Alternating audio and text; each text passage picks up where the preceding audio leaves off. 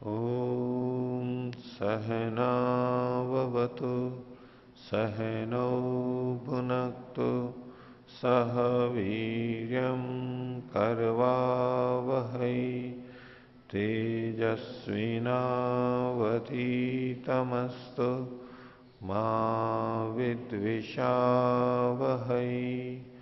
ओम शांति शांति शांति। वेदांत दर्शन की 28वीं कक्षा। वेदांत दर्शन के प्रथम अध्याय के चौथे पाद का पिछली कक्षा में प्रारंभ का भाग देखा था। जगत जन्मादि, जगत की जन्म आदि का कारण प्रकृति नहीं है, परमात्मा है। जन्म धारण प्रलय, प्रकृति तो स्वयं, मूल प्रकृति तो स्वयं कार्य रूप में आती है, तो वो उसको बनाने वाली नहीं है। तो परमात्मा जगत जन्मादि का कारण है चेतन होने से। उपादान कारण के रूप में प्रकृति है, लेकिन निमित्त कारण के रूप में प्रकृति को हम स्वीकार नहीं कर सकते। और इसमें उपादान और निमित्त को छोड़ भी दें एक बार, तो जैसे ईश्वर इसका कारण है ये कथन मिलता है, ऐसे ही कहीं पर प्रकृति कारण है ये भी वचन मिलता है। तो जब प्रकृति कारण है ये कथन किया जाता है तो और कोई कारण नहीं है, ये साथ में भावना जुड़ी हुई है, इसलिए ये प्रश्न है। लेकिन सामान्य रूप से जैसे हम परमात्मा को निमित्त कारण मानते हैं, प्रकृति को उपादान कारण मानते हैं, दोनों को ही कारण मानते हैं, वहां प्रश्न नहीं उठेगा। जहां परमात्मा को जगत के जन्मादि का कारण माना गया, वहां एकत्व रूप में माना गया, और कोई नहीं है, वही है कारण, मूल कारण वही है, इस रूप में कथन है। और जब प्रकृति को भी कोई कहे कि प्रकृति कारण है, यानी परमात्मा कारण नहीं है, ये उसके कथन से जुड़ी हुई बात है, पीछे की बात है। प्रकृति जगत जन्मादि का कारण है, अर्थात परमात्मा नहीं है, इसलिए ये सारी चर्चा इनको चलानी हो रही है। अगर सामान्य रूप से कहते हैं कि यहां प्रकृति भी कारण है, परमात्मा को मानते हुए भी प्रकृति उपादान कारण है और परमात्मा निमित्त कारण है, तो इस चर्चा को चलाने की कोई आवश्यकता ही नहीं थी।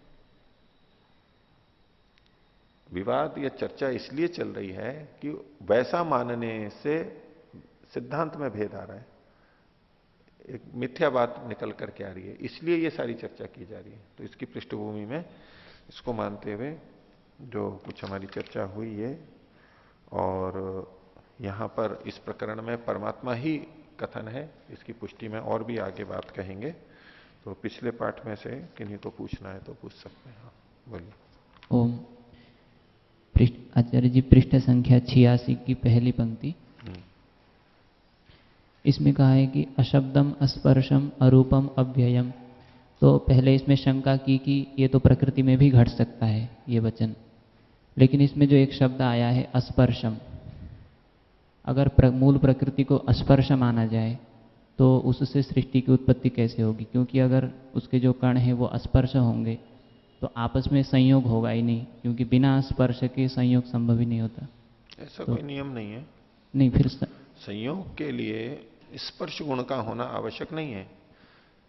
जैसे आत्मा और परमात्मा का संयोग है, उसके लिए उन दोनों में स्पर्श गुण होना कोई आवश्यक नहीं है। स्पर्श गुण की कोई आवश्यकता नहीं है। अगर स्पर्श गुण नहीं होगा तो कोई वस्तु इधर से आ रही है, दूसरी वस्तु यहाँ है, तो दोनों जब आपस में जाएंगी तो एक दूसरे को पार करके निकल जाएंगी, तो फिर आपस में संघात कैसे बनेगा? नहीं, वो ठीक है, लेकिन आप उसको संयोग के लिए मत कहिए। संयोग गुण एक अलग चीज हो गई, वो स्पर्श वाले चीजों में भी हो सकता है और अस्पर्श वाले में भी हो सकता है। दूसरा, यहां जो ये गुण कहे गए हैं, ये आप अस्पर्श को ही क्यों कहें, आप बाकी सबके लिए भी कह सकते हैं। अशब्दम, अरूपम, अव्ययम, ये जो अगंधम, ये सब भी कह सकते हैं कोई दूसरे तर्क के आधार पर कि कार्य में ये गुण है तो कारण में भी होंगे। तो ये अव्यक्त के रूप में ही लेना होगा। प्रकृति के अंदर, प्रकृति का नाम ही, मूल प्रकृति का नाम ही अव्यक्त विशेषण दे दिया गया। ये गुण वहां व्यक्त नहीं होते हैं, सुप्त रूप में तो होते हैं। तो ये स्थान तो घेरते हैं, ये स्थान तो घेरते हैं। एक दूसरे को बाधित करेंगे ही, एक दूसरे के अंदर से नहीं निकल के जाएंगे, क्योंकि ये निरवयव है और एक दूसरे को बाधित करते हैं। ये गुण तो है उनमें और वो जुड़ते भी हैं, वो बिंदु आपका ठीक है। कोई सूक्ष्मता में जाके ऐसे कोई विवेचना करना चाहे तो ठीक है, इससे भी सिद्ध कर सकते हैं, लेकिन सामान्य रूप से प्रकृति में ये गुण नहीं माने जाते। बस उस स्तर पे ये बात कर रहे हैं। अब कोई यूं ही कहने लगे भाई अव्यक्त रूप में तो ये सारे गुण रहते हैं, वो रहते हैं तो ये चर्चा ही नहीं चलेगी। जिस स्थूल स्तर पे कहा जा रहा है उसी स्तर पे उत्तर भी दिया जा रहा है। जी आचार्य जी, दूसरी है 84 पृष्ठ पे भाष्य की नीचे से चौथी पंक्ति।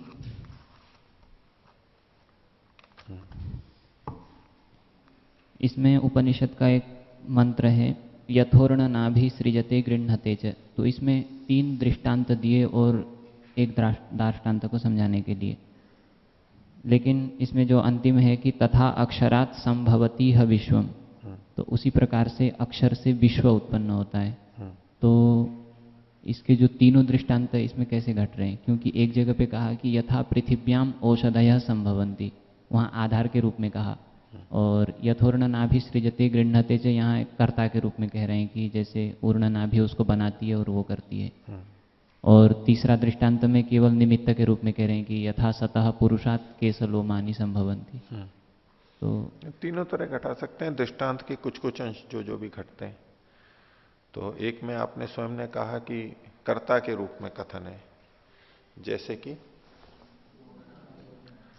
लेकिन यहां जो शरीर कहा गया उसको तो अक्षरात यहां पर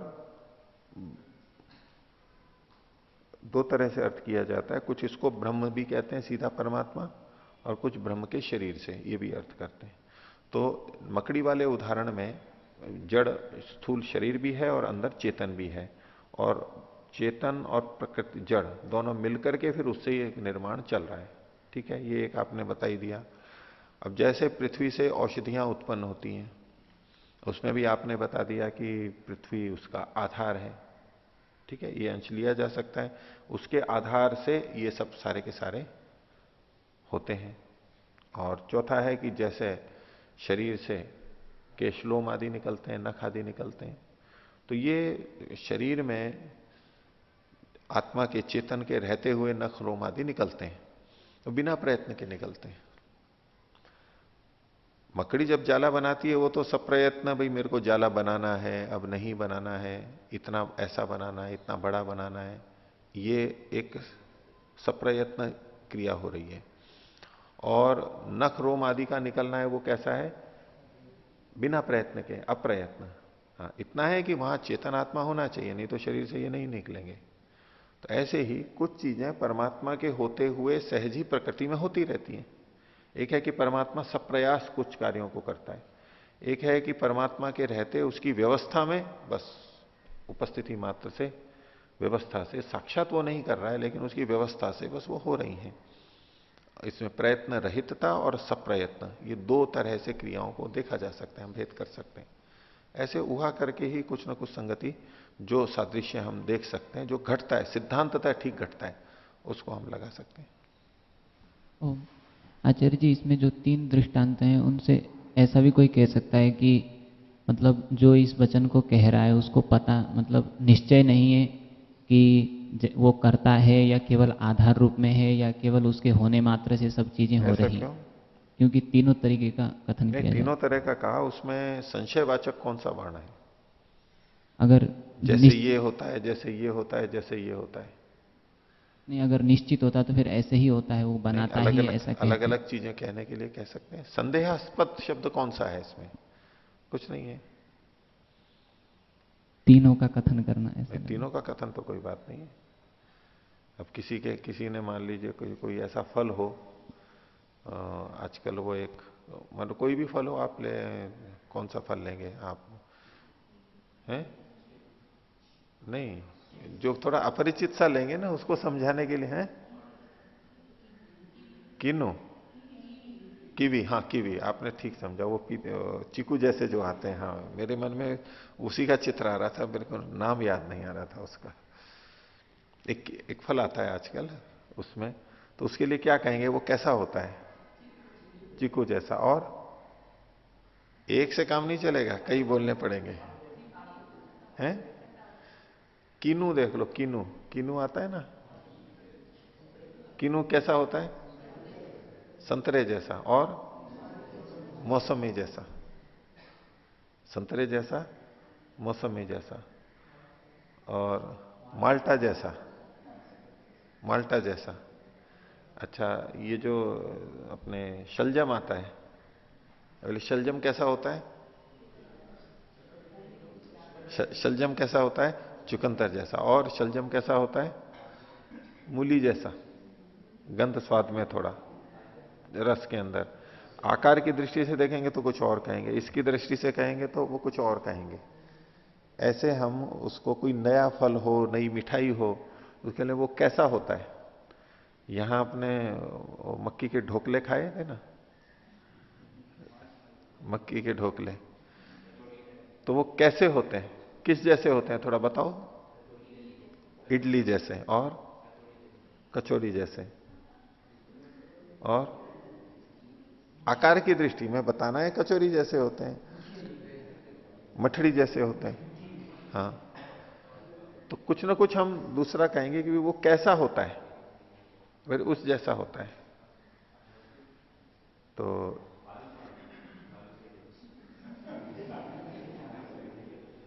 किसी एक चीज को बताने के लिए हम कई दूसरे चीजें कहते हैं, भाई उस जैसा होता है, उस जैसा होता है।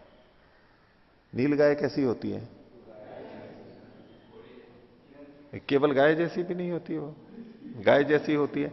आप उसको हिरण जैसा भी बोल सकते हैं, ये थोड़ी गाय जैसी, हिरण जैसी, और घोड़े जैसी। गधे जैसी तो नहीं, ऐसे दो। नहीं नहीं, ऊंची होती है वो, ऊंची होती है। हैं?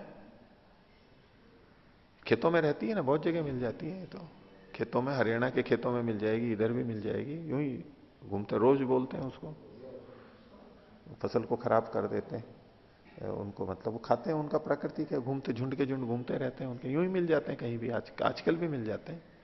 तो किसी एक चीज को बताने के लिए हम कई उदाहरण देते हैं, क्योंकि हम ठीक ठीक एक जैसे नहीं बता सकते उसको। अब जैसे वो अंधों वाला उदाहरण है हाथी का, हाथी कैसा है? हाथी कैसा है, ये ज्यादा उपयुक्त हो गया उदाहरण। हाथी कैसा है? तो बोले पंखे जैसा है, खंबे जैसा है, दीवार जैसा है, रस्सी जैसा है। ऐसे कुछ कुछ जो जो भी बोल रहे हैं। तो एक ही व्यक्ति बोले हाँ ये उस जैसा है, ये उस जैसा, क्योंकि पूरा जान नहीं पा रहे हैं उसको, और समझाने के लिए उदाहरण दे रहे हैं, भाई इस तरह का होता है। ठीक है, और किन्हीं को बोलिए। अच्छा जी, पहले सूत्र में ये जो मकड़ी के शरीर जाल वाला उदाहरण दिया गया है, तो इससे फिर अद्वैत को हम कैसे खंडित करेंगे? इससे अद्वैत को, अद्वैत को, इससे अद्वैत सिद्ध कैसे हो रहा है? वो ये कहते हैं कि परमात्मा ने अपने से बना दिया, अपने में अपने आप को कन्वर्ट कर दिया। मकड़ी ने बनाया, एक ही चीज है। ठीक है, तो इसमें पहला तो यही कहते हैं कि भाई मकड़ी जो है वो शरीर है ना, और उसके अंदर चेतन भी बैठा है, दो चीजें हैं ना। जाला जो निकल रहा है वो मकड़ी में स्थित आत्मा में से निकल रहा है या शरीर में से निकल रहा है? मकड़ी में स्थित जो आत्मा है उससे निकल रहा है ये जाला, या तो शरीर से निकल रहा है उसके? शरीर से निकल रहा है ना, वहां भी तो दो चीजें हैं। और वहां चेतन तत्व उस शरीर को प्रेरित करके और वो जाले को बना रहा है। ऐसे ही परमात्मा, ये दो चीजें हो गई ना, द्वैत हो गया ना, द्वैत हो गया ना। और उनको कहें कि अच्छा ये जो मकड़ी जाला बनाती है, करती है, ये इसका देखने वाला कौन है? देखने वाला कौन है? उदाहरण देके बता रहे हैं ना। वो मैं न्याय दर्शन वाले उनका आचार्य जी का कह रहा था ना कि बोले ये अपनी बात को सिद्ध करने के लिए कुछ भी शुरू करें, उदाहरण देते ही लोग खंडित, वो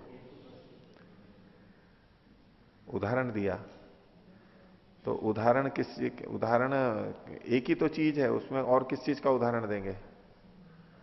अगर उदाहरण में कोई चीज ली तो वो तो द्वैत हो गया ना। ये जो मकड़ी और ये जो जाला ये परमात्मा से भिन्न है या वही है? भिन्न है तो द्वैत हो गया ना। भाई समझाना तो ब्रह्म को है कि अद्वैत को सिद्ध करना है, उसके लिए मकड़ी का उदाहरण ले लिया। तो उदाहरण भिन्न होता है या वही होता है? भाई वही उदाहरण होता है क्या? कभी कभी भी उदाहरण तो हमेशा दूसरा ही देना पड़ता है। जैसे ही उदाहरण लेके आएंगे दूसरा हो जाएगा वो। उनके पक्ष में अगर अद्वैत को ही मानेंगे, यदि अद्वैत ही है तो आप उदाहरण नहीं दे सकते कोई, और आप उदाहरण दे रहे हैं तो द्वैत हो ही गया। उदाहरण देते ही द्वैत आएगा उनका, सिद्ध नहीं कर सकते वो अपनी बात को। और आत्मा और शरीर इस रूप में भी भेद हो गया, यहां पर भी आया। अद्वैत तो खंडित ही खंडित है। नहीं, वो अगर ये कहें जो उदाहरण आप दूसरा तत्व मान रहे हो, वो तो उसी का ही दूसरी फॉर्म है, अलग से थोड़ी ना है। रोटी की चाहे पूरी बना ली, चेतन आत्मा है या नहीं है उनसे पूछो। भाई ये जो मकड़ी है इसमें ब्रह्म है या नहीं है? है। ब्रह्म है। और ब्रह्म सर्वव्यापक मानते हैं ना वो। हाँ जी। और ब्रह्म का भी वो जीव रूप है, ठीक है। तो शरीर से भिन्न हुआ ना वो। चलो उस पे नहीं जाओ, आप इस पे आओ कि ये जो उदाहरण दे रहे हैं, उदाहरण दृष्टांत दार्ष्टान्त से भिन्न होना चाहिए या वही होना चाहिए? भिन्न होना चाहिए ना। तो ये जो दृष्टांत दे रहे हैं मकड़ी का, ये भिन्न दे रहे हैं या वही दे रहे हैं? दे रहे हैं कि वही दे रहे हैं? वही दे रहे हैं। तो वही दे रहे हैं तो दृष्टांत होता ही नहीं है। वही तो दृष्टांत तो वही होता ही नहीं है। तभी तो ब्रह्म से भिन्न जो जो साध्य है उसी को ही दृष्टांत बना करके आप सिद्ध करोगे तो सिद्ध ही नहीं होगी बात। वो कहते हैं कि सिद्ध क्या करना है जब है ही एक चीज। तो फिर बोल क्यों रहे हैं? सिद्ध क्यों कर रहे हैं? मतलब सिद्ध करने का प्रयास करते ही, उदाहरण लाते ही तो अद्वैत खंडित है, बिल्कुल ही खंडित है। अद्वैत में दृष्टांत बन ही नहीं सकता, और बिना दृष्टांत के बात सिद्ध हो नहीं सकती। अगर ये माना जाए कि मूलभूत तत्व तो सेम है, चाहे आप दृष्टांत ले लो चाहे दृष्टांत ले लो, फिर क्या उत्तर है? मूलभूत तत्व एक है। आटा तो एक ही है, चाहे रोटी बना ली चाहे पूड़ी बना ली। नहीं, आटा तो वही है, रोटी बना लो चाहे पूड़ी बना लो, उसके बनाने वाला भी कोई है ना। बनाने वाला वो बनाने वाला भी आटा ही है क्या? मनुष्य तो है कोई, और उस मनुष्य के भी शरीर में एक चेतन तत्व और बैठा हुआ है या नहीं? अगर आटा ही सब कुछ है तो बस आटा ही बना लेगा और कर लेगा। आटा के लिए चकला भी चाहिए, बेलन भी चाहिए, पानी भी चाहिए, और बनाने वाला भी चाहिए। आप जो दृष्टांत दोगे हर जगह खंडित होंगे। अद्वैत का है ही नहीं, उदाहरण ही नहीं बनता है। और बिना उदाहरण के, बिना प्रमाण के बात सिद्ध हो नहीं होगी। नहीं, खाने वाले को छोड़ भी दें, उससे जुड़ी भी बात है। हाँ, आप कह सकते हैं कि भाई किसके लिए बना रहे हैं ये आटा, रोटी क्यों बन रहा है, प्रयोजन क्या है? परमात्मा प्रकृति के रूप में क्यों आ रहा है, क्यों बदल रहा है? बोले वैसे ही लीला कर रहा है। निष्प्रयोजन तो है नहीं, इसमें आएगा सूत्र आगे, वो एक अलग प्रसंग में है। लोकवत्तु लीला कैवल्यम, उसकी परमात्मा की लीला है, चल रही है बस। तो परमात्मा ब्रह्म जब अपूर्ण है, पूर्ण है, कोई कमी नहीं है, वो क्यों करेगा? तो बस क्रीड़ा कर रहा है। भी क्रीड़ा कर रहा है क्या? वो उब रहा था, बोर हो रहा था, भी बोर हो गया तो और कुछ नहीं तो तिनके ही तोड़ रहे हैं, और कुछ नहीं तो कपड़े ही मरोड़ रहे हैं, और कुछ नहीं तो कुछ भी कर रहे हैं। भाई बोर हो रहा है, भाई अपनी बोरियत हटा रहा है, ऊब को हटा रहा है, अरुचि को हटा रहा है। तो परमात्मा में कोई ऐसा मानेंगे आप, जिस ब्रह्म को इतना श्रेष्ठ मानते हैं, वो ऊब गया है अपनी स्थिति से और कुछ परिवर्तन करना चाहता है, चेंज करना चाहता है, जीवन के अंदर थोड़ा सा परिवर्तन, रस आए, थोड़ा रस आए। तो आजकल वो चेंज बहुत चलता है, बस केवल थोड़ा जस्ट फॉर चेंज, चलो होटल में खाना खाएंगे, चलो ये करेंगे, आजकल बहुत चीजें चलती हैं चेंज के नाम पे। तो परमात्मा को क्या जरूरत है चेंज करने की? अपने को आनंद स्वरूप है, और है तो आपका जो स्वरूप है परमात्मा का, वो गलत है। अगर आप ये मानते हो कि वो केवल क्रीड़ा कर रहा है, क्रीड़ा व्यर्थ कर रहा है, पहली बात तो उसको जरूरत नहीं है, और दूसरा अगर वो कर रहा है निरर्थक कर रहा है बस वैसे ही कर रहा है, नहीं उसको अपने लिए जरूरत नहीं, बस वैसे ही कर रहा है, तो निरर्थक क्रिया कर रहा है, ऐसे ही व्यर्थ कर रहा है। बोले खाली बैठे हुए हो तो और कुछ नहीं। अब प्रेरणा के लिए है वाक्य तो वैसे कि खाली नहीं बैठना चाहिए, अगर कोई काम नहीं है तो अपने कपड़े फाड़ के और सिलते रहो, लेकिन खाली मत बैठो। अब भाई उसका क्या प्रयोजन है, अपने कपड़े फाड़े और फिर सिले, और हानि हो रही है वैसे तो, पर चलो। और नहीं तो इधर से गड्ढा खोद के मिट्टी को इधर निकालो और फिर निकाली हुई मिट्टी को वापस उसमें रख भर दो, निठल्ले मत बैठो। अब वो वक्ता का अभिप्राय है कि भाई निठल्ले मत बैठो, उसका ये मतलब नहीं है कि उदाहरण देके आप ऐसा करो। वक्ता का तात्पर्य इस बात में नहीं है कि आप कपड़े फाड़ के सिलो, वाक्यार्थ बोध हम स्वयं समझ लेते हैं, उसका तात्पर्य केवल यह है कि आप निठल्ले मत बैठो, निरर्थक काम करो, ये उसका प्रयोजन नहीं है, और कुछ नहीं, ये भी कर लो लेकिन खाली मत बैठो, ये अर्थवाद है, अतिशयोक्ति में कथन है। तो परमात्मा निठल्ला बैठ नहीं सकता और कुछ नहीं है, तो चलो प्रकृति को ही बनाओ, तो उसके लिए ऐसा नहीं है, निरर्थक काम नहीं करेगा वो। जो ज्ञानवान है निरर्थक काम क्यों करेगा? तो खंडित ही नहीं, खंडित ही खंडित है तो ठीक है। और कुछ बोलिए। आचार्य जी, इसी प्रश्न पर आपने जो दो समाधान दिए थे, इसमें जो दूसरा है दृष्टांत जो है दाष्टांत से भिन्न होना चाहिए, दृष्टांत दाष्टांत से भिन्न होना चाहिए, वो चीज यहाँ समझ में नहीं आया मुझे, इस प्रकार। मकड़ी वाला उदाहरण लिया इन्होंने। मकड़ी जाले को बनाती है और अंदर अपने अंदर ले लेती है। इसको ये क्या कहना चाहते हैं कि परमात्मा के अंदर से ही ये संसार बना है और उसी में विलीन हो जाएगा, ये कहना चाहते हैं ना ये ऐसा। तो परमात्मा से संसार बना और संसार वापस परमात्मा में चला जाता है, इसको समझाने के लिए किसी और को लेना पड़ेगा ना, उसके लिए मकड़ी और जाले का उदाहरण लिया। तो ये उस परमात्मा से ब्रह्म से भिन्न एक चीज हो गई ना, भिन्न। अथवा ये भी ब्रह्म ही बना रहा है, ब्रह्म ही अपने अंदर ले रहा है, ये जो मकड़ी जाला बना रही है ब्रह्म ही जाले को बना रहा है और अपने अंदर ले रहा है, वही है क्या? अलग है ना, तो अलग मानते ही तो द्वैत आ गया।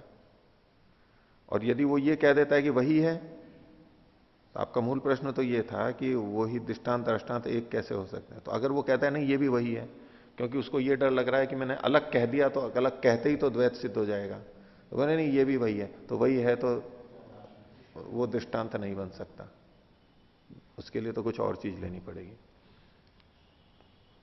ठीक है, आगे चलते हैं। बोलो। ओम। आचार्य जी, ये जो पूर्ण नाभि का दृष्टांत है, उसमें जब वेदांती लोग ऐसा दृष्टांत देते हैं तो उसका खंडन करने के लिए कहते हैं कि उसके अंदर जीव भी है।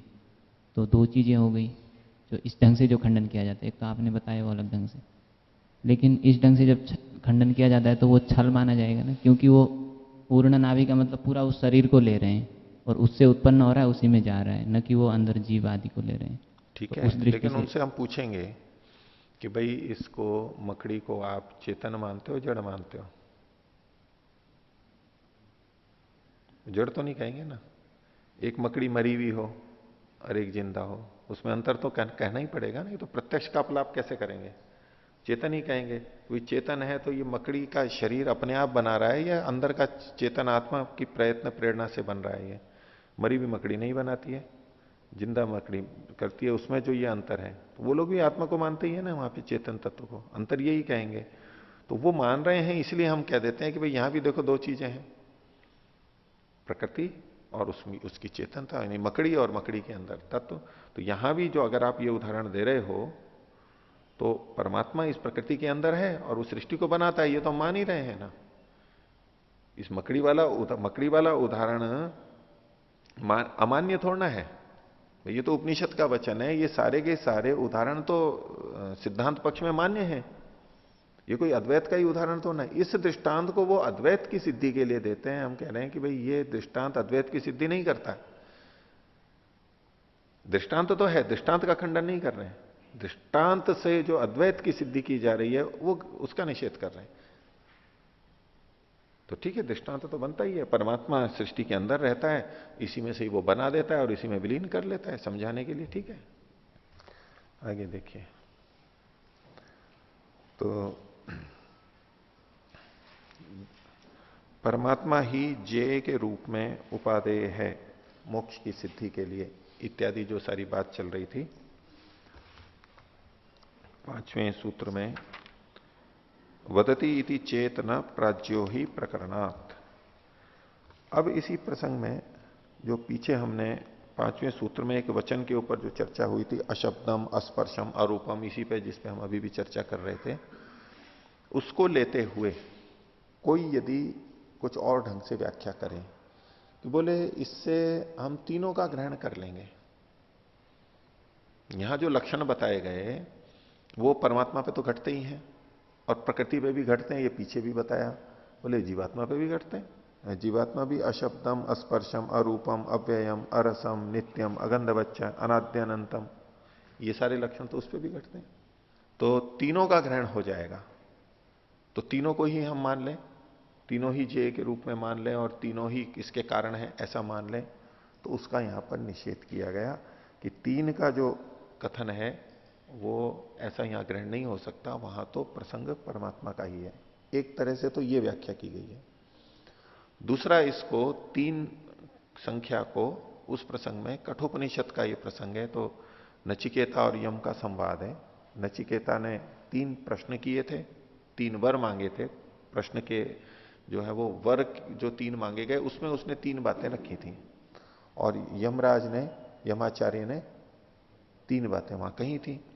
उन 3 के अंदर एक तो पिता के बारे में उसने कहा था, दूसरा अग्नि के बारे में जानने की इच्छा की थी, वर मांगा था अग्नि का, और तीसरा परमात्मा के बारे में कहा था। ये 3 वहां पर थे और उस 3 में अंत में परमात्मा आया था और परमात्मा का ही वर्णन चलते चलते चलते ये अशब्दम, अस्पर्शम, अरूपम ये चीज आई है जिसके ऊपर चर्चा चल रही थी, या जिसपे पूर्व पक्षी ने एक संक्षेप आक्षेप किया कि ये वचन प्रकृति का वाचक हो सकता है, ये जो कथन था। तो ये 2 तरह से इस सूत्र की व्याख्या करते हुए उसका समाधान किया गया है। भाष्य में पंक्तियों को देखेंगे। सूत्र है त्रयाणाम एव चैवम उपन्यास प्रश्नश्च। त्रयाणाम एव च, तीनों का ही, 3 का ही, एवं उपन्यास प्रश्नश्च। उपन्यास का मतलब वो बात रखी गई है, प्रश्न है और फिर उसका उपन्यास यानी उत्तर दिया गया है, समाधान किया गया है। तो 3 का ही किया गया है, ये 3 का ही किया गया है। भाष्य देखिए, तत्र पूर्वोदाहृते, पहले जो उदाहरण दिया था इसी 68वें पृष्ठ पर सबसे ऊपर की पंक्ति में, यहां भी उद्धृत कर रहे हैं, अशब्दम, अस्पर्शम, महत परम, ये कठोपनिषद का 3:15। इति वचने अव्यक्तम प्रधानम स्वीक्रियेत तरही, अगर यहां पर प्रधान को स्वीकार करें, जैसा कि पूर्व पक्षी पीछे कह रहा था कि यहां प्रधान को मान लेंगे, प्रकृति को, तो यदि प्रधान को मानते हैं तो कथम न त्रय एव ईश्वरो जीव प्रकृतिश्च पदार्थ स्वीक्रियेरन, तो यहां फिर ईश्वर जीव प्रकृति तीनों ही क्यों ना स्वीकार कर लिए जाए। जिस आधार पर आप प्रधान को ग्रहण कर रहे हो केवल इसी श्लोक को देखते हुए, और इस श्लोक में भी जो इसके कुछ लक्षण बताए गए हैं इनको देखते हुए यदि आप प्रधान का ग्रहण करते हो तो इनके आधार पर तो बाकी दोनों का भी, यानी तीनों का कुल मिलाकर के ग्रहण कर लेना चाहिए, वो स्वीकार करने चाहिए। और यदा त्रयोपि सामान्य धर्मेण शब्दादि विहीना, तीनों ही ईश्वर जीव प्रकृति जब सामान्य रूप से शब्द आदि से रहित हैं, ये गुण धर्म ऐसे हैं जो सामान्य है, सबके समान है, शब्दादि विहीना, महतश्च पराह सूक्ष्म संति, और वहां जो ये कहा था महता परम, महतत्व से परे हैं, तो महतत्व से भी सूक्ष्म है, महतत्व से सूक्ष्म प्रकृति भी है, महतत्व से सूक्ष्म आत्मा भी है, महतत्व से सूक्ष्म परमात्मा भी है, तो ये भी लक्षण घट रहा है, उससे सूक्ष्म है। तो त्रयाणाम एवं प्रश्न प्रतिनिर्देशन च भवितव्यम, तो फिर प्रश्न आपको तीनों से संबंधित करना चाहिए। एक का ही आपने क्यों कहा कि इस वचन से प्रकृति या अव्यक्त सिद्ध होता है, अव्यक्त इसका कारण है, ऐसा क्यों एक ही क्यों कहा आपने? अगर यही लक्षण देख रहे हो तो आप तीनों का कहते, लक्षण ही घटाने हैं। तो तो इस तरह से उनका खंडन करते हुए अंत में उपसंहार कर रहे हैं, वस्तु तो नात्र तथा प्रसंग, यहां इन तीनों का प्रसंग नहीं है। प्रसंग अस्तु परमात्मा ने एव अस्ति तस्मात् स एव अत्र ज्ञेय, प्रसंग केवल परमात्मा का है। पीछे से जो प्रकरण आ रहा है, और मृत्यु मुखात प्रमुच्यते, ये भी एक इन्होंने यहां से इस श्लोक से लेकर के कि परमात्मा को जान के ही मृत्यु मुख से छूटने की बात कही गई है। कहीं ये नहीं लिखा आत्मा को जान करके मृत्यु मुख से छूट जाता है जीवात्मा को, और न ये कहा कि प्रकृति को जान करके मृत्यु मुख से छूट जाता है। ऐसा नहीं वर्णन आता है। कई लोग ऐसा कहते हैं, ये आत्मा को जान लिया तो बस मुक्ति हो गई, वो परमात्मा को स्वीकार ही नहीं करते। लेकिन वैदिक परंपरा में यह सब जगह परमात्मा को जान के ही मृत्यु मुख से छूटने की बात है, मुक्ति की प्राप्ति की बात है। तो ये एक तरह से हुआ। इतना हो गया स्पष्ट। इसी सूत्र की अब दूसरी ढंग से व्याख्या कर रहे हैं। तो अथ अपरो व्याख्या मार्ग, दूसरी शैली से कर रहे हैं। क्या कर रहे हैं? अत्र कठोपनिषदि नचिकेतसो वर विषय का प्रश्न, नचिकेता के वर से संबंधित प्रश्न थे। तो नचिकेता के पिता ने उसको अपने घर से निकाल दिया और कहा मैं तेरे को यमराज को देता हूं, दान कर दूं। नचिकेता ने पूछा मेरे को किसे दे रहे हो आप? सर्वस्व दान कर रहे हो तो मेरे को किसके दे रहे हो? मैं भी आपका बेटा हूं, आपकी संपत्ति हूं। उसको यमाचार्य को दे दिया गुस्से में आके। वो वहां घर गया, 3 दिन भूखा बैठा रहा। यमाचार्य आए तो उनको दुख हुआ, उन्होंने कहा अच्छा 3 वर मांगो। वो 3 वरों के साथ साथ जुड़े हुए प्रश्न है, वो कुछ जानना चाहता है, वो वर की पूर्ति के रूप में प्रश्न है। इसलिए इन्होंने कहा नचिकेतसो वर विषय का प्रश्न। क्या है प्रश्न? तो वर विषयक था। जो सूत्र में प्रश्नश्च है वो तो वर से संबंधित प्रश्न है। और यमस्य च उपन्यास, और यम के द्वारा जो कहा गया वो था उपन्यास। सूत्र में जो उपन्यास प्रश्नश्च, इसको खोल रहे हैं। तो यमस्य च उपन्यास, और उपन्यास को इन्होंने खोल दिया आगे कथन विन्यास, कथन का विन्यास, कथन की शैली, एक प्रारूप। उपन्यास अर्थात कथन विन्यास, इसी को आगे खोल दिया प्रतिवचन क्रमश्च, प्रतिवचन क्रम। प्रतिवचन मतलब प्रत्युत्तर। वचन तो हो गया प्रश्न के रूप में, और प्रतिवचन उसके बदले में उसको सुन के ध्वनि प्रतिध्वनि, ऐसे। त्रयाणाम संबंधे, 3 विषयों के संबंध में है। वो कौन से हैं? अर्थात प्राण रूपे पितरी, प्राण रूप में पिता से संबंधित। अहम आत्मा के अग्नौ अहं ज्योतिषी, अहम आत्मा का तो मेरा जो स्वरूप है, यानी उसका यमा का, उस रूप में आत्मा का, अहम आत्मा के अग्नौ अहं ज्योतिषी, और परमात्मनि च इति, और परमात्मा में तेषां विषय प्रश्न समाधानम च विद्यते। वहां प्रसंग में प्रश्न और समाधान कहा गया है। ये जो हम ऊपर वाला श्लोक देख रहे थे अशब्दम अस्पर्शम वाला, ये भी कठोपनिषद 3:15 का है। और कठोपनिषद के प्रारंभ में ये प्रश्न उत्तर आए हैं। तो ये भूमिका क्या चल रही थी उसको ये इसके माध्यम से दिखा रहे हैं कि प्रश्न तो 3 ही थे, वहां पर प्रकृति की कोई बात ही नहीं थी। जो पूर्व पक्षी प्रकृति को लेकर के कह रहा था, बोले प्रकृति का तो कोई प्रश्न ही नहीं था, प्रकृति का तो कोई उत्तर ही नहीं था वहां पर। तो जो क्या प्रसंग था उसको यहां पर इन्होंने ब्रह्ममुनि जी ने प्रस्तुत किया, क्या प्रश्न था और क्या उत्तर था। तो समाधानम च विद्यते, सबसे ऊपर की पंक्ति ये कहते हैं शांत संकल्प। एक तो संकल्प में बिंदी हटा लीजिए, उंगा किया हुआ है। शांत संकल्प सुमना यथा स्यात् वीत मन्युर गौतमो मां अभिमृत्यो हो। तो नचिकेता यमाचार्य को कह रहा है मृत्यु, यमराज है मृत्यु के देवता, यम को है मृत्यु, माम अभी मेरे प्रति, मेरी ओर, गौतम, गौतम कुल वाले मेरे पिता, गौतम गोत्र वाले मेरे पिता कैसे हो जाएं? शांत संकल्प वाले हो जाएं, मेरे प्रति शांत विचार वाले हो जाएं, क्योंकि पिता अशांत हो गए थे। सुमना, प्रसन्न मन वाले हो जाएं, यथा स्यात्, जिससे जैसे हो जाएं, वीत मन्यु, मेरे प्रति क्रोध से रहित हो जाएं, ऐसा मैं चाहता हूं। पहला बार उसने ये मांगा। और पिता को गुस्सा क्यों था राजा को? कि राजा ने जब दान किया तो दान कैसी गायों का किया? जिनको जो दूध देना बंद कर चुकी थी, वृद्ध हो गई थी, रुग्ण थी, ऐसों का दान किया। तो दान तो ऐसों का नहीं किया जाता है। तो पुत्र को अच्छा नहीं लगा, ये कोई दान हुआ क्या? दान में तो हम दूसरे के लिए कुछ अनुकूलता पैदा करते हैं, अब इसमें उल्टी प्रतिकूलता हो जाएगी। जो लेगा भी तो क्या करेगा उसका? तो मांसाहार तो था नहीं कि काट करके चलो मांस ही खा लेंगे या मांस बेच लेंगे और कमा लेंगे, ऐसा तो था नहीं, तो शायद नचिकेता गुस्सा नहीं होता। चलो आजकल बहुत वो चल रहा है बीफ का, गोमांस का, तो यहां तो उसको गुस्सा यही था कि ये सारे दे रहे हैं और इससे कुछ लाभ नहीं होने वाला है, ऐसा ऐसा दान कर रहे हैं और अपने को दानी समझ रहे हैं। तो परेशान था, पिता को कुछ कह नहीं सकता था ज्यादा। तो उसने कहा कि अच्छा आप सबको दे रहे हो तो मेरे को किसको दोगे। अब बच्चे के प्रश्न को सुन के पिता को गुस्सा आ गया, मेरे से प्रश्न करते हैं। तो वो गुस्सा उनका शांत हो जाए, ये पहला वर मांगा उसने 3 वरों में से। तो इति प्रथम प्रश्न, ये प्रश्न कह लीजिए, वर कह लीजिए, एक ही बात है। तो इसका समाधान किया यमाचार्य ने, यथा पुरस्ताद भविता प्रतीत औद्दालकिर आरुणिर मत प्रसृष्ट। ये है उद्दालक, है औद्दालकी, और आरुणी, अरुण का पुत्र, उसको कह रहे हैं मत प्रसृष्ट, मेरे से छोड़ा हुआ। जब मैं तेरे को यहां तू सीखने के जाएगा, वापस जब अपने पिता के पास जाएगा, तो यथा पुरस्ताद, जैसा वो पहले था, भविता वैसा ही हो जाएगा। जैसा पहले मतलब नाराज होने से पहले प्रिय था, वैसा ही तुम्हारे पिताजी वैसे ही हो जाएंगे। मत प्रशिष्ट, मेरे से छोड़े हुए तुम, प्रतीतः, प्रतिइतः, यहां से गया हुआ या तो जाना हुआ, यहां से जान करके जब तुम जाओगे तो वो तुम्हारे पहले जैसे हो जाएंगे। इति तस्य प्रथमस्य समाधान, उसके प्रथम का समाधान था। ये पहली बात हुई, 3 में से पहली बात हुई।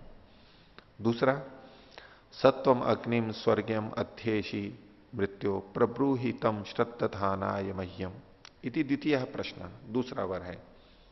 सत्वम, ये नचिकेता अग्नि को कह रहा है, यानी यमाचार्य को कह रहा है, सत्वम, हे यमाचार्य तुम स्वर्गम अग्निम अध्येशी, स्वर्ग को देने वाली, स्वर्ग के लिए हितकर अग्नि को जानते हो। हे मृत्यु, मृत्यु संबोधन है, तम प्रब्रूहि, उसको मेरे लिए कहो।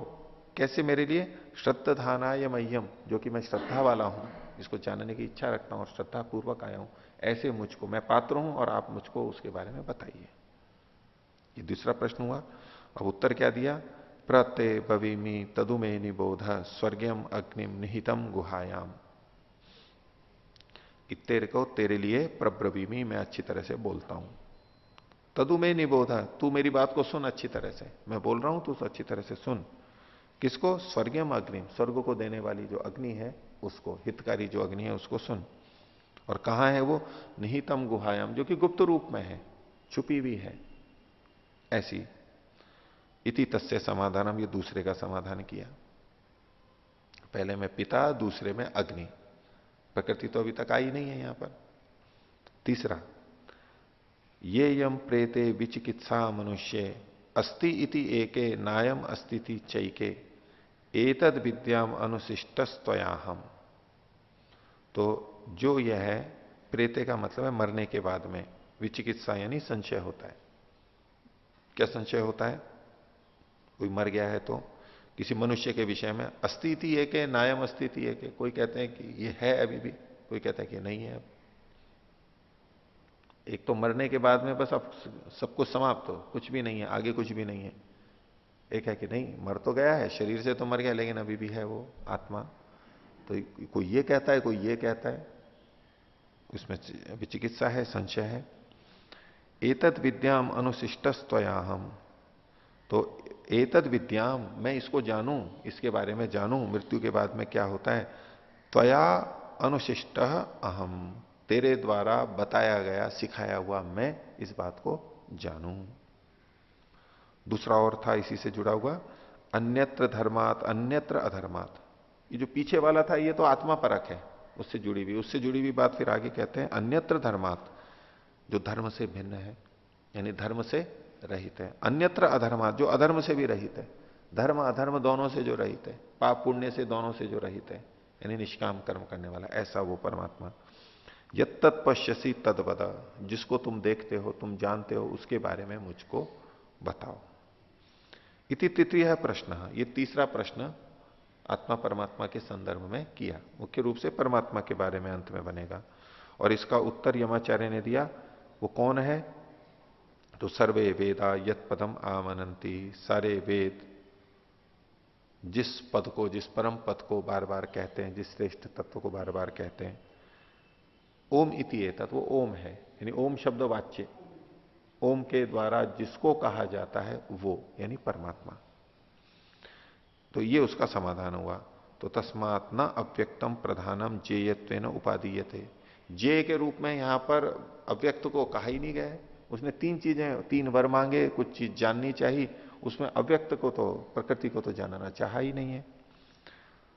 तो तस्मात् न अव्यक्तम प्रधानम जेयत्वेन उपादीयते अत्र अध्यात्म ग्रंथ है। इस अध्यात्म ग्रंथ में, इस अध्यात्म ग्रंथ में विशेष रूप से कठोपनिषद में, जिसके वचन को लेकर के पूर्व पक्षी अव्यक्त का कथन कर रहा था कि अव्यक्त जानने योग्य है, अव्यक्त इसका कारण है, तो यहां प्रसंग में अव्यक्त है ही नहीं। तत्र तो अंतिम तृतीय प्रश्न प्रसंगतस्य परमात्मन एव स्वरूप प्रतिपादन परम वचनम तद्यदुक्तम। यहां पर तो तृतीय प्रश्न के प्रसंग से परमात्मा का ही स्वरूप प्रतिपादन किया जा रहा है। किस वचन से? जो कि पहले का अशब्दम अस्पर्शम महतः परम। अब ये जो वचन था ये कठोपनिषद का 3:15 था। इससे पहले के वचन कहां थे? एक थे 1:10, 1:11, फिर 1:14, फिर 1:20, फिर 2:14, 2:15। अब इसके बाद में ये 3:15। तो जिस वचन पे हमारी चर्चा चल रही है उसमें पीछे से 3 बातें आते आते परमात्मा का प्रसंग चल रहा है और वहां ये कहा गया है। तो इससे सिद्ध होता है यहां अव्यक्त का तो वैसे भी कोई बात नहीं है, 3 चीजें अलग ही हैं। इसका व्याख्या हुई। तो त्रयाणाम एवं चैवम उपन्यास प्रश्नश्च, 3 ही बातों का तो यहां पर प्रश्न और उपन्यास है। अव्यक्त का तो यहां है ही नहीं। इससे ये ध्वनि इसके साथ साथ में अव्यक्त का तो यहां कथन है ही नहीं, इन 3 का ही तो यहां पर कथन है।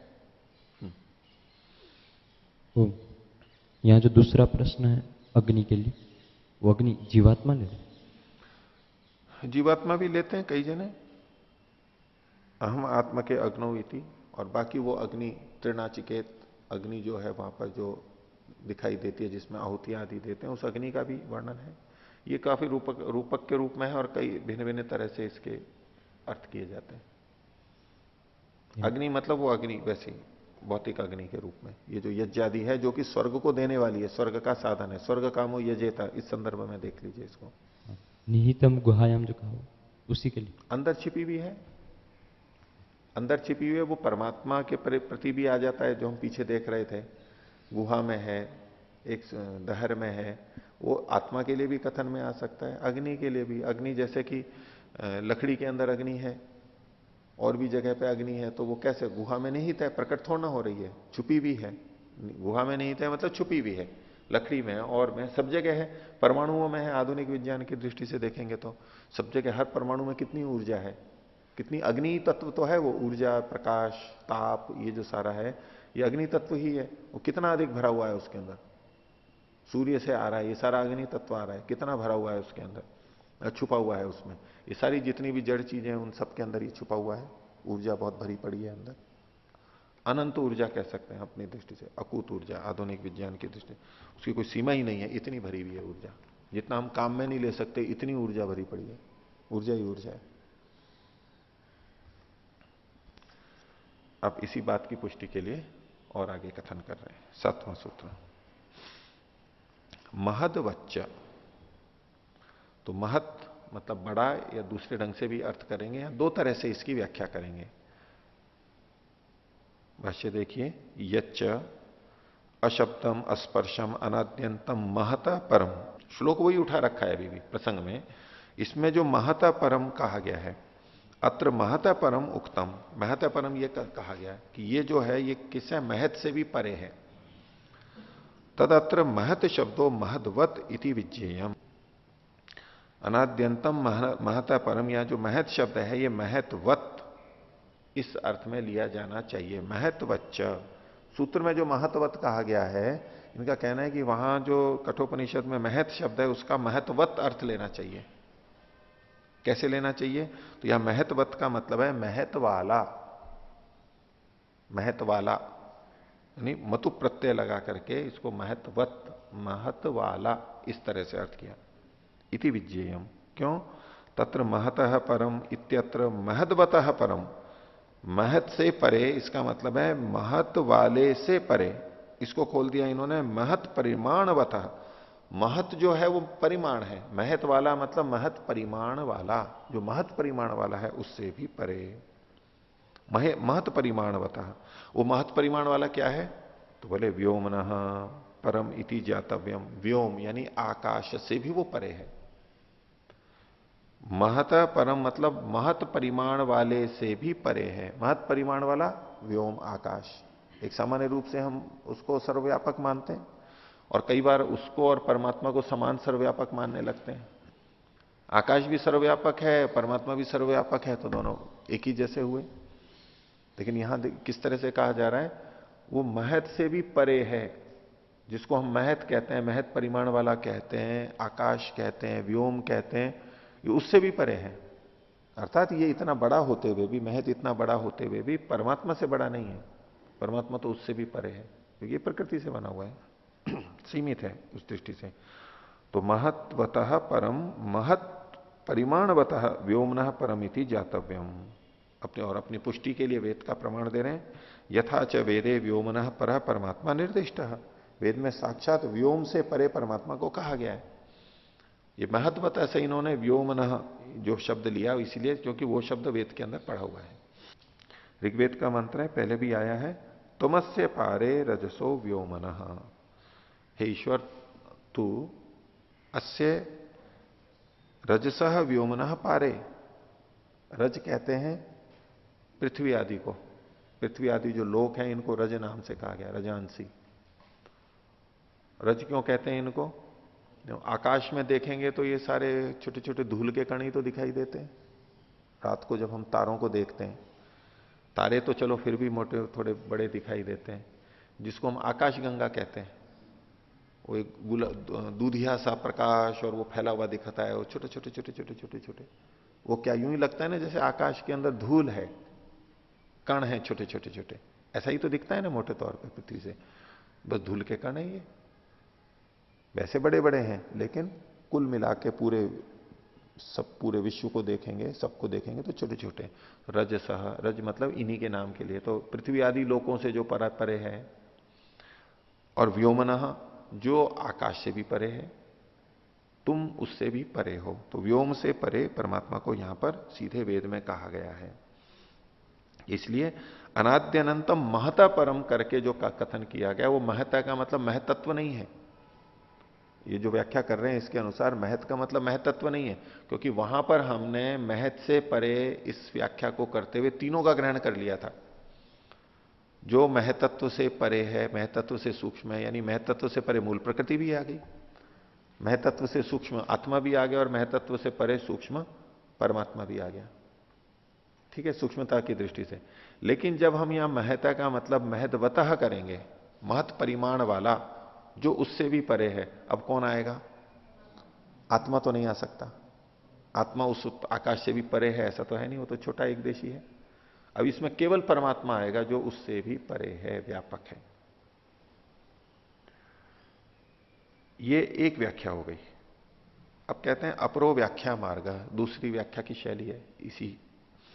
और यह है महत्वतः में जो वत दिखाई दे रहा है वो प्रत्यय के भेद से है। एक में मतुप वाला हमने पीछे देखा, अब वती लगा लेंगे, सदृश अर्थ वाला, उसके समान, महत के समान। अब ये समान अर्थ लेके कर रहे हैं। अपरो व्याख्या मार्ग है महदवच्च महदवत इत्यत्र वत प्रत्यय सादृश्य विज्ञेय। वत मतलब वती प्रत्यय, सादृश्य में समानता में जानना चाहिए। चकारश्च न इति अनुकर्षणार्थ। और जो महदवच्च है, च पीछे से नकार को ग्रहण करने के लिए है। वदति चेत न प्राज्यो ही प्रकरणार्थ। पांचवें सूत्र में जो न शब्द पढ़ा गया है उसका यहां पर अनुकर्षण कर रहे हैं, खींच रहे हैं। तो न इति अनुकर्षणार्थ तदा सूत्र से अयम अर्थो जातो। अब ऐसा करने पे सूत्रार्थ क्या होगा वो अब बता रहे। एक तो न ले लिया और एक वत मतलब सदृश अर्थ को ले लिया, महत के समान। तो क्या अर्थ बनेगा? अव्यक्तम प्रधानम न जगत जन्मादे स्वतंत्रम कारणम मोक्षार्थम वा ज्ञेयम। न से पहले निषेध किया गया, आपका कथन ठीक नहीं है। क्या कथन ठीक नहीं है? कि ये जो अव्यक्त प्रकृति है ये स्वतंत्र रूप से जगत की जन्म आदि का कारण नहीं है और परम मुक्ति प्राप्ति के लिए ज्ञेय भी नहीं है। जगत का कारण और मुक्ति के लिए जे, ये दोनों बातें इसमें नहीं है, निषेध कर दिया। कथम, क्यों नहीं है? उसके लिए महदवत, ये सूत्र का अंश ले लिया, महत्वत। यथा ही महत तत्वम जगत जन्मादे न स्वतंत्रम कारणम, महत के समान। अब यहां महत का मतलब महतत्व लिया हुआ है, मूल प्रकृति से जो पहला तत्व उत्पन्न होता है महतत्व, उसका ग्रहण है। जैसे महत तत्व जगत की उत्पत्ति में स्वतंत्र कारण नहीं होता है, किंतु गौणम एव इति, और लेकिन गौण कारण होता है। और ना भी मोक्षार्थम जेयम भवितुम अर्हति यथा ही महत परम अव्यक्तम निर्दिष्टम। और ये जो मोक्ष, मोक्ष की प्राप्ति के लिए भी ये जे नहीं हो सकता अंतिम रूप से, क्योंकि इस महत से परे भी किसी और को कहा जा रहा है। और को कहा जा रहा है मतलब अंतिम रूप से जे तो वो है, पहुंच तो वहां पर बनानी है। तो मोक्षार्थम जेयम भवितुम अर्हति यथा ही महत परम अव्यक्तम निर्दिष्टम तथा अव्यक्तात् पुरुष पर इति उक्तत्वात्, उस अव्यक्त से परे वो पुरुष है। तो पहली बात तो महतत्व और महतत्व से परे अव्यक्त है, और अव्यक्त से भी परे एक और चीज कह दी गई, प्रकृति कह दी गई। दोनों बातें हो गई। देखिए, पहले तो कहा था महतत्वम इव तद अव्यक्तम प्रधानम अपनी जगत जन्मादे न स्वतंत्रम कारणम, महत के समान प्रकृति भी जगत जन्मादि का कारण नहीं हो सकती। क्यों? क्योंकि वो गौण ही है और उससे परे परमात्मा है। दोनों चीजें देख लेना, पहले तो महतत्व का कहा था, और महतत्व से परे कौन है? वो अव्यक्त है, और वो अव्यक्त से भी परे कौन है? वो पुरुष है। तो जैसे महत नहीं होता है, जैसे प्रकृति नहीं होती है, जैसे महत नहीं होता है ऐसे प्रकृति भी नहीं होती है कारण, जगत जन्मादि का कारण। क्योंकि महत इसलिए नहीं होता है कि महत से परे प्रकृति कही है, प्रकृति इसलिए नहीं होती कि प्रकृति से परे फिर परमात्मा को कहा गया। वो गौण कारण है, मुख्य कारण नहीं है। महत है परम अव्यक्तम, एक तो ये कहा, और आगे अव्यक्तात् पुरुषः पर, उस अव्यक्त से परे पुरुष है, नीचे कहा गया। आगे अव्यक्त से पुरुष परत्वात् महत तत्व परत्वाश्रयत्वात्, अव्यक्त के पुरुष परक होने से, पुरुष के परक होने का मतलब है अव्यक्त से पुरुष परत्वात् महतत्ववत पराश्रयत्वात्, जैसे महतत्व प्रकृति के आश्रित है, ऐसे ही प्रकृति परमात्मा के आश्रित है, पराश्रय होने से। ये पुरुष परत्वात् मतलब पुरुष के आश्रित होने से। पुरुष है परो अव्यक्ताद इति कथनात् तस्य पुरुषाधीनत्वात् न अव्यक्तम जगत जन्मादे स्वतंत्रम कारणम। तो कि पुरुष जो परे है उस प्रकृति से, अव्यक्त से परे है, इस कथन से पता लगता है कि वो पुरुष के अधीन है। ये उससे परे है, ये उससे भी ऊंचा है, ये उससे भी ऊंचा है, ये उससे भी परे है। तो इनके परमात्मा के ये अधीन है, जगत जन्मादि में स्वतंत्र कारण नहीं है। और न च मोक्षार्थम जेयम इति सिद्धम, और वो मुक्ति प्राप्ति के लिए जेय के रूप में भी नहीं है, अंतिम जेय के रूप में वो प्रकृति नहीं कही गई है। तो यहां तक इन्होंने ये दूसरी व्याख्या भी कर दी। ठीक है, अब इसी विषय में थोड़ा सा विवेचना का भाग प्रारंभ करते हैं। ये शंकर भाष्य, शंकर भाष्य में एक वचन दिया इन्होंने आगे, वहां लिखा है यथा महत् शब्द सांख्य सत्ता मात्रे प्रथमजे प्रयुक्तो न तम एव वैदिके प्रयोगे अभिधत्ते। यथा महत् शब्द, जैसे कि महत ये शब्द, महत नाम का जो शब्द है ये सांख्यों के द्वारा, यानी सांख्य दर्शन वालों के द्वारा, सांख्य दर्शन में सत्ता मात्रे भी प्रथमजे प्रयुक्तो, सत्ता मात्र के लिए प्रथम जय मतलब जो प्रथम उत्पन्न हुआ है उसमें उसको प्रयोग किया गया है। क्योंकि अव्यक्त से महतत्व उत्पन्न हुआ तो वो सबसे पहले वही उत्पन्न हुआ, तो वो प्रथम जय है। और सत्ता मात्र क्यों कहते हैं? क्योंकि अव्यक्त थी, प्रकृति अव्यक्त थी उस समय, जैसे कि उसकी सत्ता ही नहीं थी। ये अभिव्यक्ति की प्रथम बात आई है, महतत्व जो है वो प्रथम अस्तित्व में आया है, व्यक्त हुआ है। तो व्यक्त हुआ तो उसकी सत्ता प्रतीत होने लगी, इस दृष्टि से उसको सत्ता मात्र कहा। उसमें भेद नहीं उत्पन्न हुआ है अभी, प्रकृति से बस सत्ता मात्र में आया है, और अब उसके भेद बनेंगे और अन्य चीजें भिन्न भिन्न बनती चली जाएंगी। लेकिन जो पहला बना है वो सत्ता मात्र है, बस अभिव्यक्त मात्र हुआ है, व्यक्त हुआ है केवल। तो सांख्य सत्ता मात्रे भी प्रथम जय प्रयुक्त, महत शब्द जैसे उसके लिए प्रयोग किया गया था, जो सत्ता मात्र है और प्रथम उत्पन्न हुआ है उसके लिए जैसे महत शब्द प्रयोग हुआ था, न तम एवा, उसी महत शब्द को वैदिक एपी प्रयोगे अभिधत्ते, वैदिक प्रयोग में भी उसको स्वीकार नहीं करते हैं। इति यद व्याख्यातम, ऐसी जो उन्होंने व्याख्या की है, ये जो यहां पर शब्द किया है ना उन्होंने, महद बच्च, महत के समान, जैसे सांख्य शास्त्र में महत शब्द को प्रथम कथन किया गया है, ऐसे वैदिक उसमें प्रयोग नहीं किया गया, ये इन्होंने लिखा। तो इति यद व्याख्यातम तद असंगतम एवं, ये व्याख्या ठीक नहीं है। क्यों नहीं है? सूत्रे वत प्रत्ययो महत शब्दाद अस्ति। अब ये वत प्रत्यय जो लिया है सदृश अर्थ में लिया है, वती जो अर्थ किया जा रहा है, तो महत के समान, तो ब्रह्ममुनि जी कह रहे हैं कि ये जो वत प्रत्यय है ये महत शब्द से किया हुआ है, तो सदृश किसके साथ जुड़ेगा? महत के समान। महत शब्दाद अस्ति न तो सांख्य शब्दाद अस्ति, सांख्य शब्द के साथ में वत नहीं है कि जैसे सांख्य में वैसे ही वैदिक में नहीं किया गया, ये जो कथन किया गया, तो जैसे सांख्य में वैसे वैदिक शब्दों में। अब ये जैसे शब्द लगा दिया इन्होंने सांख्य के साथ में, जैसे होना चाहिए जैसे महत, महत के समान ऐसा होना चाहिए, तो सदृश अर्थ को उन्होंने दूसरी तरफ से ले लिया। तो महत शब्दाद अस्ति न तो सांख्य शब्दाद अस्ति, ये ना यथा सांख्य इति कल्पित है, जिससे कि ये यथा सांख्य ही, सांख्यों के जैसे, जैसे सांख्यों ने के द्वारा किया गया उसी तरह से, ये अर्थ संगति ठीक नहीं है, महत के साथ ही इसको लगाना।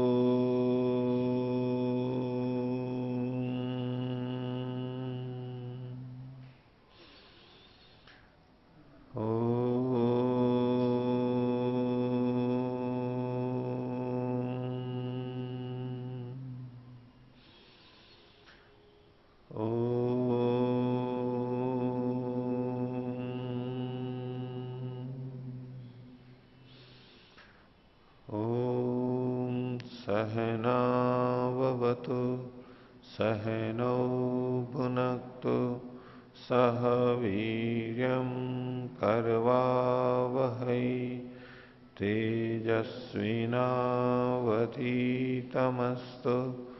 मा विद्विषावहै। ओम शांति शांति शांति।